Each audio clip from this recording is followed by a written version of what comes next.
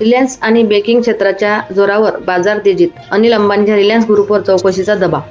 भारतीय शेअर बाजारात आजही तेजीचं वातावरण पाहायला मिळालं. रिलायन्स इंडस्ट्रीज आणि बँकिंग क्षेत्रातील समभागांनी मोठी कामगिरी करत बाजाराला वर चढवलं. मात्र यावेळी अनिल अंबानी यांच्या रिलायन्स ग्रुपवर सुरू असलेल्या 17 लाख कोटीच्या बँक घोटाळ्याच्या चौकशीमुळे चिंता वाढली आहे.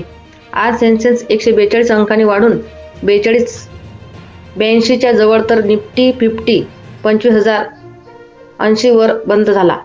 बाजारात ही सलग 6वी वाढ ठरली आहे. गुंतवणूकदारांमध्ये सकारात्मक भावना निर्माण झाली असून वित्तीय धोरणातील सुधारणा आणि काही कंपन्यांच्या कामगिरीमुळे बाजाराला बळ मिळालं आहे.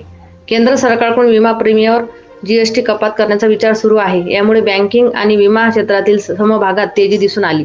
रिलायन्स इंडस्ट्रीजच्या नवीन व्यवसाय योजनांमुळे गुंतवणूकदारांना आत्मविश्वास वाढला आहे. या समभागात आज 2.1% वाढ झाली. रिलायन्सच्या ऊर्जा आणि हेल्थ ड्रिंक्स क्षेत्रातील नव्या उपक्रमाची माहितीही बाजाराला दिलासा देणारी ठरली. अनिल अंबानीच्या रिलायन्स ग्रुपवर ईडी आणि सीबीआयची चौकशी.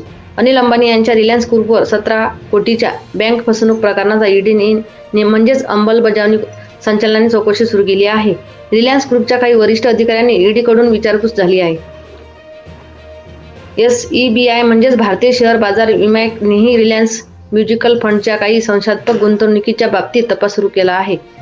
सेबीने अनिल अंबानीचा सेटलमेंट प्रस्ताव फेटाळून लावला, गुन्हेगारी कारवाईचे संकेत दिले आहेत.